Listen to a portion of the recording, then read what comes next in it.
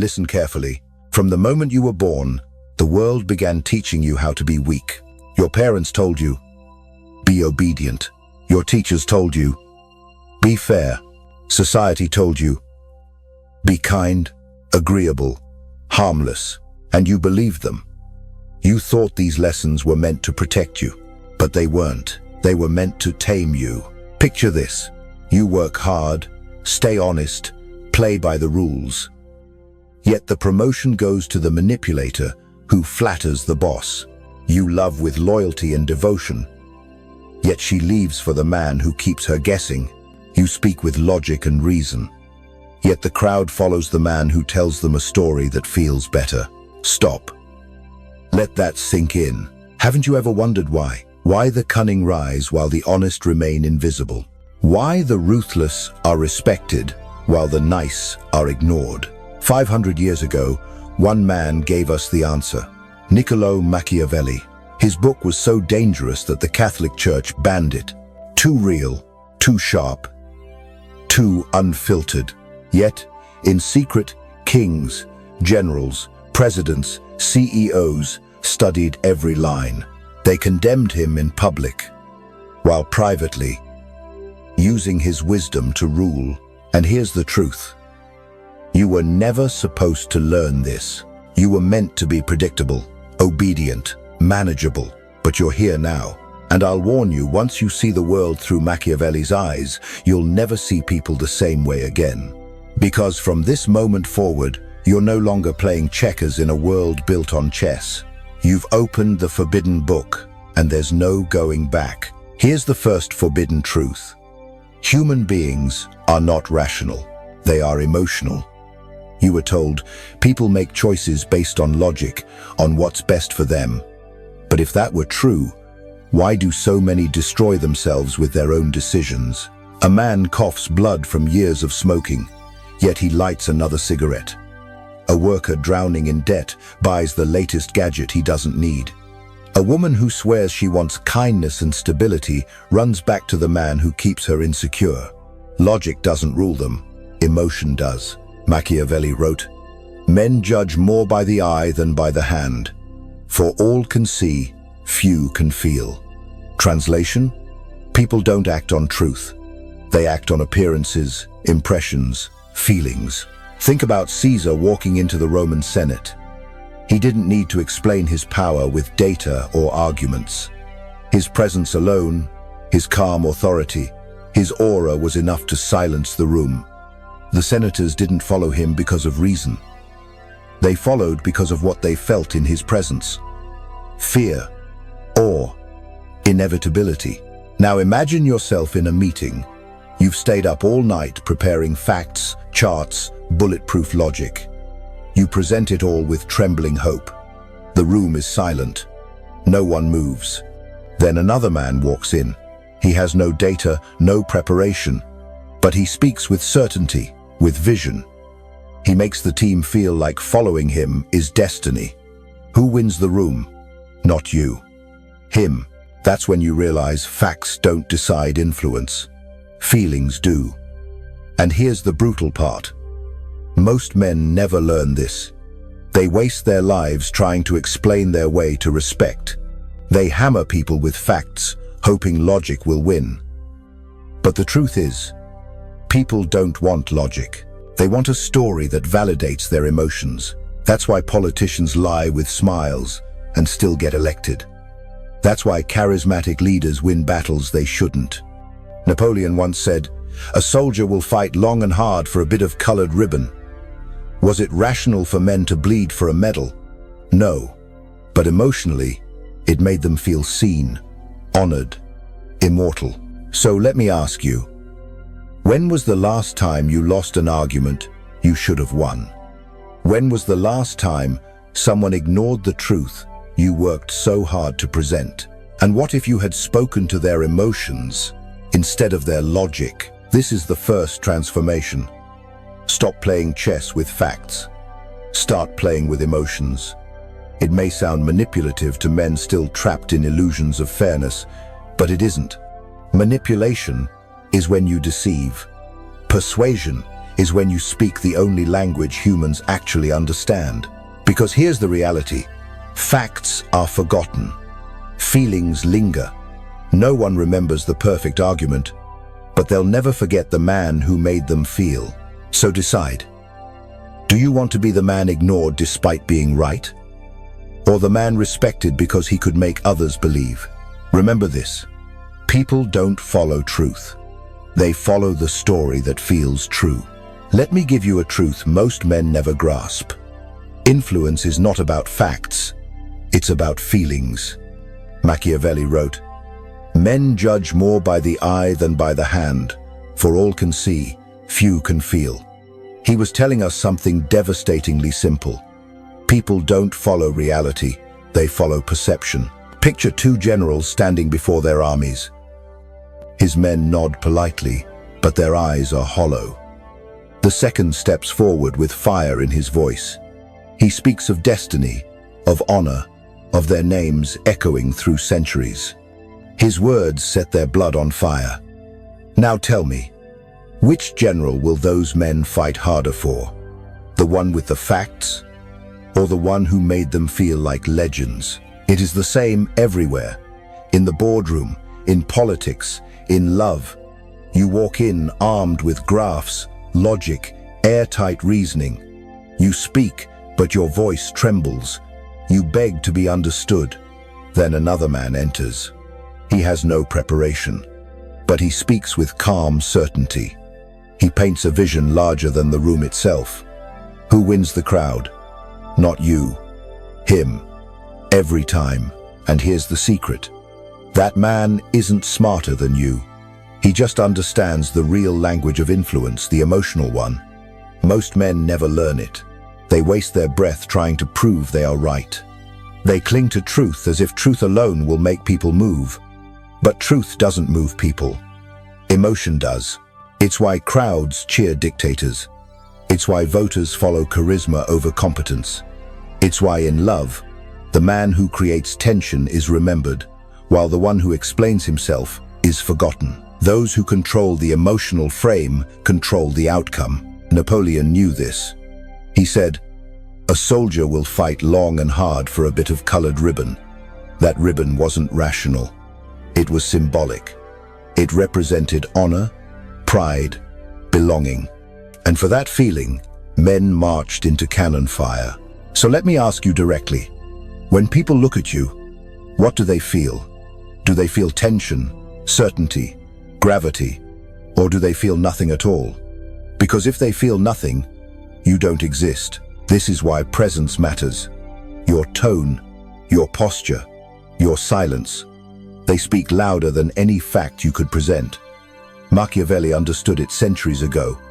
Perception is reality, and the man who controls perception controls the room. So here's the shift. Stop trying to win with logic. Start commanding with resonance. Don't just tell people what is right. Make them feel that choosing your side makes them greater. Let them believe they chose freely, when in truth, you guided every step. And carry this with you. Facts convince the mind, but feelings command the heart. And the man who commands the heart controls the world. From the time you were young, you were told one thing. Be loyal. Loyal to your friends. Loyal to your company. Loyal to your partner. You were told loyalty itself was a virtue, that the more loyal you were, the more respect you would earn. But Machiavelli shattered that illusion with one brutal truth. Since love and fear can hardly exist together, if we must choose, it is far safer to be feared than loved. Why? Because blind loyalty is not strength, it is weakness disguised as virtue. Think about it. A friend who only calls when he needs something. A company that tells you we're family until the next round of layoffs. A lover who keeps you waiting while exploring other options. Is that loyalty? Or is it one-sided usage? Now ask yourself, how many times have you betrayed your own worth just to stay loyal to someone else? How many times have you given, forgiven, endured, while they took and took again? That's not loyalty. That's self-sabotage. Napoleon understood this truth. He said, "A soldier will fight long and hard for a bit of colored ribbon." Loyalty is never unconditional. It is always tied to reciprocity, recognition, reward. His soldiers didn't die for abstract honor.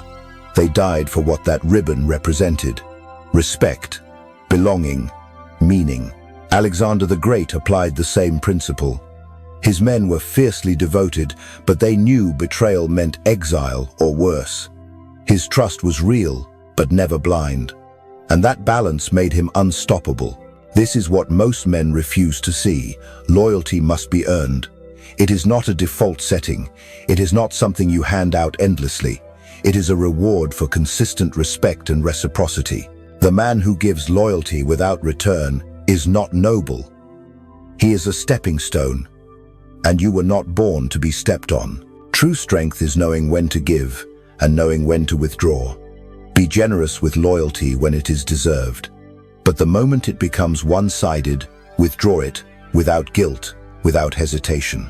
Because when people know your loyalty has boundaries, they value it more. When they understand losing you comes with consequences, they treat you differently. Your absence must feel expensive. So take a hard look at your circle. Who has truly earned your loyalty? And who has simply taken advantage of it? Machiavelli's wisdom is merciless but liberating. Blind loyalty does not make you righteous. It makes you predictable. And predictable men are always exploited. Remember this. Stop giving loyalty as a gift. Start giving it as a reward. Because loyalty without limits is not honor. It is suicide. They told you reputation is about being liked, about being nice, about being agreeable. But Machiavelli cut through that illusion with a single truth. Everyone sees what you appear to be. Few know what you really are. Reputation is not about being liked. It is about being respected. Picture this. You walk into a room. You haven't said a word, but already people are scanning you. They are deciding who you are, how far they can push you, whether they should respect you or dismiss you. They don't know the real you. They only know the story your reputation tells. Caesar understood this. When he crossed the Rubicon, he didn't need to explain his intentions. His reputation spoke for him. A man who never turned back. A man who would not be stopped. Rome feared his name more than his words. Centuries later, Steve Jobs lived by the same law. He didn't beg for approval or ask permission. He walked on stage in his black turtleneck, unveiled a product, and let his reputation for vision carry the weight. You didn't need to like him, but you respected him. Now imagine yourself. In a meeting, one man complains about problems. Another speaks with solutions. Which one does the room respect? You already know. This is where most men fail. They think authenticity means exposure. They reveal everything, believing people will admire their vulnerability. But oversharing is not power, it is weakness. True power is strategic authenticity. You don't reveal everything. You reveal just enough. You don't hide who you are, you curate what people see. Because perception isn't part of reality. Perception is reality. So, ask yourself, what story does your reputation tell when you're not in the room? Do people call you dependable or disposable? Valuable or replaceable? Powerful or harmless? The truth is, you already have a reputation.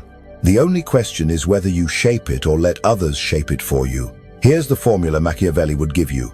Mystery, consistency, scarcity. Mystery keeps people guessing. Consistency builds credibility. Scarcity creates demand.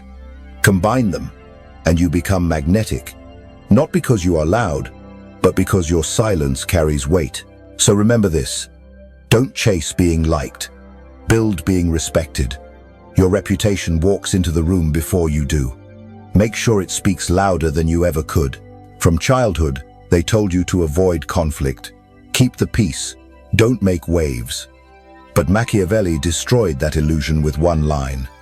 War cannot be avoided. It can only be postponed to the advantage of others. Conflict is not optional. It is inevitable. Picture this. A general stands on the edge of a battlefield. He doesn't want war, but the enemy advances anyway. His choice is simple. Fight now, or be crushed later. Now bring it closer to your own life. In the office, someone wants your position. In love, someone wants her attention. In social circles, someone is always testing how far they can push you before you push back. You can pretend the world is neutral. You can whisper, "I just want peace." But peace without strength is only the silence before the storm. Winston Churchill said it best. You cannot reason with a tiger when your head is in its mouth. You cannot negotiate with envy. You cannot debate with ambition. You cannot bargain with betrayal. If you are unprepared, you are already losing. Imagine you're in a meeting. A rival steals your idea and claims it as his own. Do you stay quiet for peace? Or do you sharpen your words and reclaim what is yours? Imagine your partner crosses the same boundary again and again. Do you let it slide for comfort? Or do you draw the line, even if it costs you? Your answer decides whether you are respected or erased. Machiavelli taught that power is a balance between the lion and the fox. The lion uses strength to strike fear. The fox uses cunning to avoid traps. A lion without cunning falls into every snare. A fox without strength gets eaten by wolves. But a man who becomes both the lion and the fox is untouchable. So ask yourself, which are you? The man who prays conflict never comes? Or the man who quietly sharpens his blade, knowing it always will? Preparation is more than weapons. It is saving money when others waste it. Training your body when others grow complacent. Building skills while no one is watching. Disciplining your mind while others drown in distraction. Because when the test comes, and it always comes, you won't have time to prepare. You will either stand ready or fall broken. Machiavelli's wisdom is merciless but freeing. Stop fearing conflict. Start preparing for it. Because the man who fears conflict is already defeated. The man who prepares for war, even in peace, cannot be conquered. For generations, you were told a lie. Just be nice, and people will like you. But Machiavelli would laugh at that illusion. Because niceness and goodness are not the same thing. Niceness is easy. It bends. It avoids conflict. It seeks approval. Goodness is hard. It stands firm. It confronts. It holds principle even when it costs. Picture two men. The first is the nice guy. He says yes when he wants to say no. He swallows every insult in the name of peace. He avoids confrontation, terrified of rejection. People smile at him, thank him, and then forget him. The second is the good man. He is not cruel. He is not reckless. But when a line is crossed, he enforces it. He speaks uncomfortable truths. He risks being disliked because his standards matter more than approval. People may resent him, they may fear him, but they never ignore him. Ask yourself, who do you respect more? History gives the answer. Abraham Lincoln was not nice. He was mocked, hated, even despised in his own time. But he was good. Good in the sense that he upheld principle above popularity. And because of that, he is remembered as one of history's greatest leaders. Meanwhile, countless nice politicians came and went, forgotten, because they chose comfort over clarity. Now bring it closer. Why do women say they want a nice guy, but chase the man who challenges them? Because niceness feels safe, but it also feels weak. Goodness, paired with strength, carries weight. And weight is magnetic. So ask yourself, how many times have you kept silent to avoid offending someone, only to lose their respect anyway? How many times have you betrayed your own values just to be liked and ended up invisible? Niceness seeks comfort. Goodness demands courage, and courage always earns respect. Here lies the paradox. The man who risks being disliked often becomes the most respected of all. The man who dares to be firm often becomes the one others follow, because people do not respect those who beg for approval. They respect those who live by a code, even if that code makes them unpopular. So here is your choice.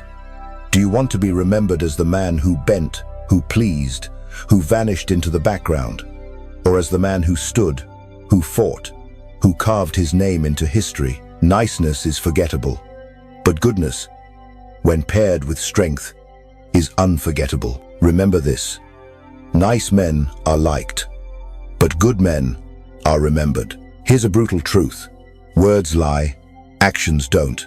Machiavelli warned us, men are so simple and so much inclined to obey immediate needs that a deceiver will never lack victims. People will promise anything. They will swear loyalty, swear love, swear respect. But promises are theater. Behavior is truth. Picture this: your boss praises you. You're doing great. You're next in line. Months pass. The promotion never comes. His words meant nothing.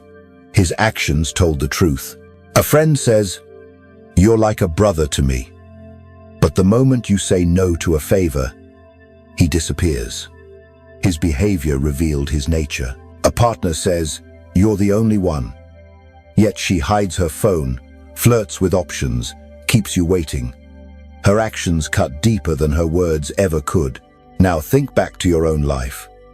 How many times have you believed words you wanted to hear while ignoring the behavior screaming reality? Caesar never made that mistake. He did not judge senators by their oaths, but by their patterns, their ambition, their moves. That is why he foresaw betrayal, because he trusted behavior, not declarations. Alexander the Great rewarded his men not for what they promised, but for what they proved in battle.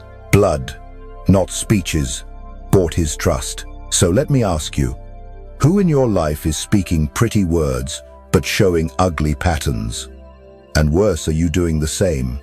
Do your actions align with your promises, or are you hiding behind words, hoping no one notices? Most men cling to words because words feel good. They want to believe the lie. They want comfort more than clarity. And that is why they are betrayed again and again. But when you learn to read actions, everything changes. You stop being deceived. You stop being blindsided. You stop giving loyalty to those who never earned it. Because people reveal themselves every day, not in speeches, but in small choices. The co-worker who always forgets to help. The friend who only shows up when he needs something. The partner who repeats the same betrayal no matter how many apologies. Patterns don't lie. So remember this: words can be faked. Actions cannot. If you want to know the truth about someone, ignore what they say. Watch what they do. Most men believe power is about controlling others. Money, status, charm, influence. But Machiavelli knew the greatest power is not control over others. It is control over yourself. Picture this: a council chamber in Florence. Dozens of men shout, argue, slam their fists on the table. And at the far end sits one man, silent, calm, unmoved. His stillness drowns out their noise. While others bleed their emotions into the air, his composure becomes the loudest voice in the room. Who do you respect more? The men who scream, or the man who doesn't need to?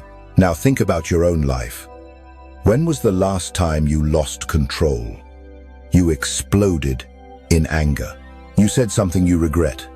You let emotion dictate action. Did you gain respect or lose it?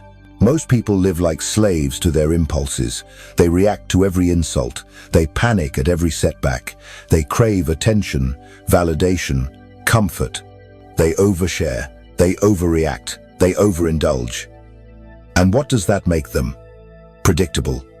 And predictable men are easy to control. Machiavelli warned, men are so simple and so much inclined to obey immediate needs that a deceiver will never lack victims.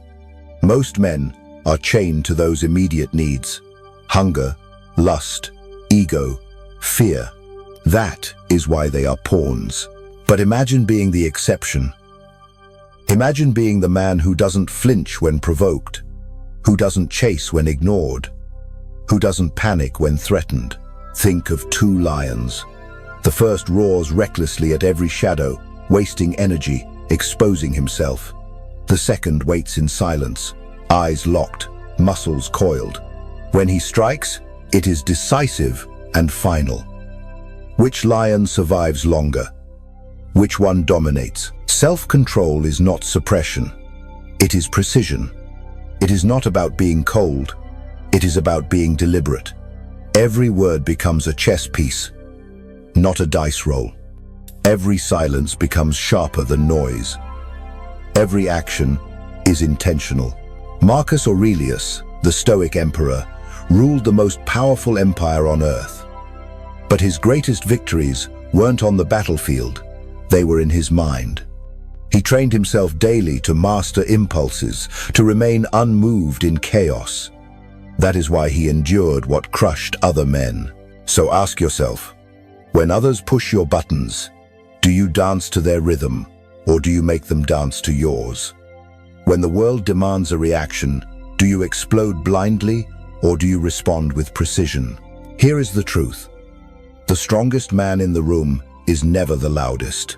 It is the one who doesn't need to prove anything. And when you reach that level, people feel it.